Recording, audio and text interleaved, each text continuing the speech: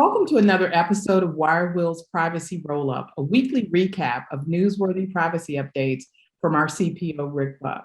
Hi, Rick. Let's talk about some of the trending topics in data security today. Sure. Hi, Janine. How are you? Doing well, thank you. So it looks like since we talked last, Colorado has taken a huge step in the world of data privacy. It looks like they've signed SB190 into law. So tell us a little bit more about how things have been going since July 7th.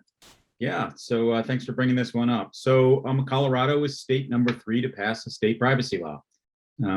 It looks a lot like Virginia, which looks a lot like California, which looks a lot like GDPR. There are a lot of things in there that'll be familiar to people. It applies to companies that process data of at least 100,000 Coloradians. My apologies to the people in Colorado. It applies also or in an or condition that Colorado businesses are making money on at least 25,000 consumers.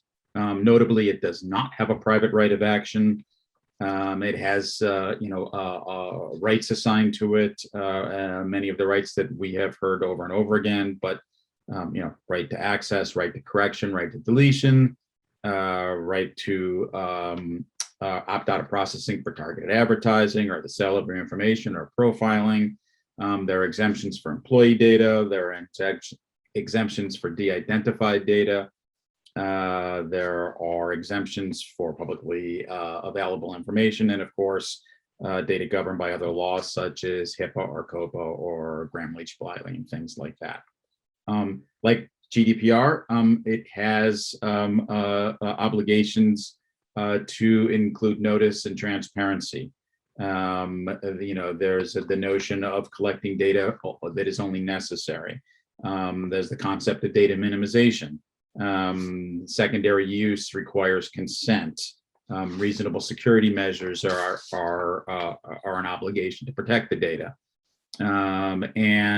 Notably, it requires consent for processing sensitive data. So, the good news here is this is state number 3.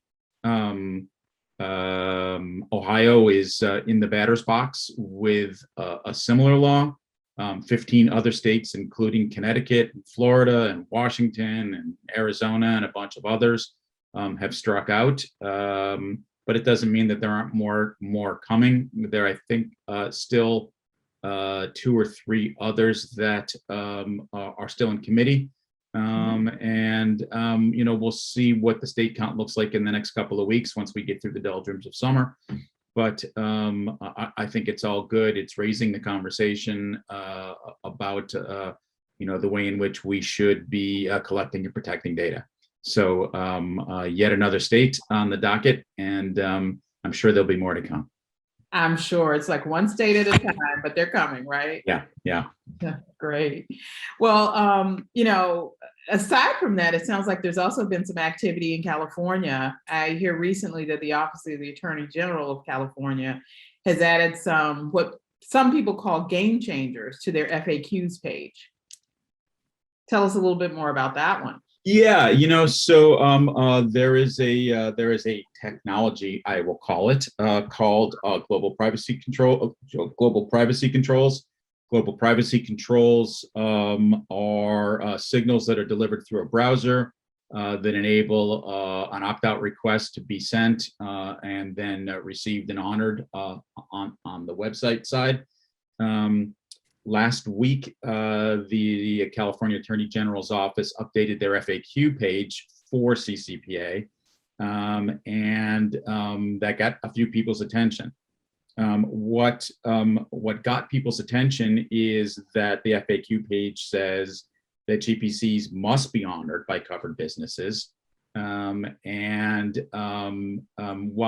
GPC has always been part of the CCPA language, it is now fully being endorsed by the state of California as a valid means for sending and receiving and accepting opt-out requests. I think generally speaking, this is a good thing. Last week, I know that our CEO, Justin Antoni-Poulet, had done a couple interviews around this, and I share his comments, and I'll try to capture some of those that I think are relevant for today's conversation. First of all, the state of California has always had a history of being a thought leader for consumer rights and enhancing consumer experiences. So their endorsement of a technology like GPC shouldn't really come as a surprise to anybody. And the reason it shouldn't be a surprise to anybody is that GPC as a technology, and will GPC be the leading technology? It's a really good one, and it's the lead horse right now, but it's a technology that reduces friction and makes it easy for consumers to opt out of the sale of their data, or to opt out of, to send signals for other opt-out requests.